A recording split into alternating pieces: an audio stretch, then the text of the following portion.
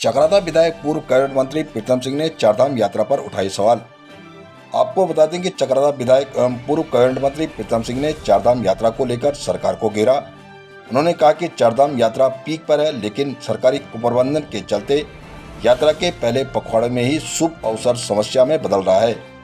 प्रीतम सिंह ने सरकार की सरकारी मशीनरी पर तैयारी को लेकर सवाल उठाए। उन्होंने कहा कि पर्यटन मंत्री का बयान अलग है और अधिकारियों को धारा 144 लगाने के अलावा कुछ और विकल्प सूझता ही नहीं। यात्रा कुप्रबंधन के चलते देश भर में उत्तराखंड की छवि खराब हो रही है। आइए सुनते हैं चारधाम यात्रा को लेकर पूर्व कैबिनेट मंत्री एवं चकराता विधायक प्रीतम सिंह ने क्या कहा। उत्तराखंड प्रहरी न्यूज चैनल संपादक विनोद रोहताण की ये रिपोर्ट। अधिकारी जो है व्यवस्थाओं को दुरुस्त नहीं कर पा रहे हैं। संसदीय कार्य मंत्री कह रहे हैं आचार संहिता लगी है, तो विरोधाभास सरकार में ही है। आखिर आप करना क्या चाह रहे हो? इसका मतलब तो ये है कि चारधाम यात्रा को सरकार ने भगवान भरोसे छोड़ दिया। अगर आचार संहिता है लगी हुई है, जैसा संसदीय कार्य मंत्री जी ने कहा, तो बताएं मुख्यमंत्री जी ने 31 तक ऑफलाइन जो रजिस्ट्रेशन है वो क्यों बंद किए? तो आचार संहिता नहीं है।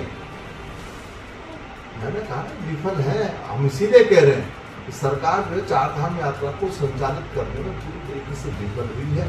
और अगर आप प्राधिकरण का गठन करना चाहते हैं तो उस पर जो है विस्तृत विचार विमर्श होना चाहिए।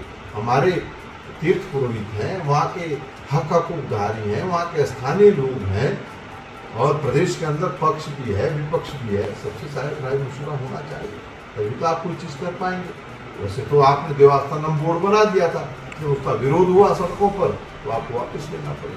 कहीं ऐसा ना हो कि प्राधिकरण को भी बनाओ, उसका विरोध हो, फिर उसको वापस देना पड़े, तो विरोध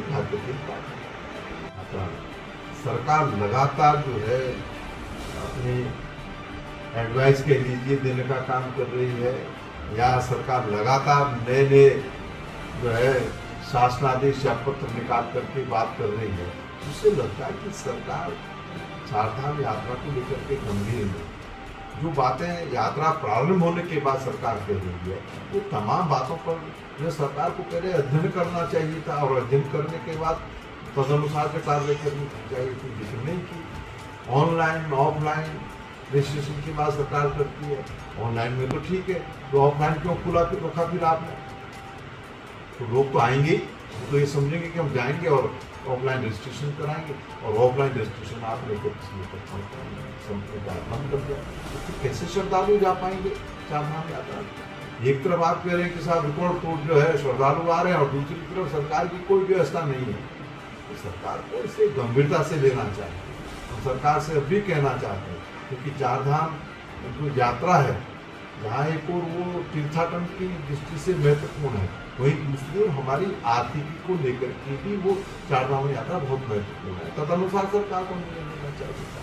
अब भी सरकार चाहिए और सही व्यवस्था करे।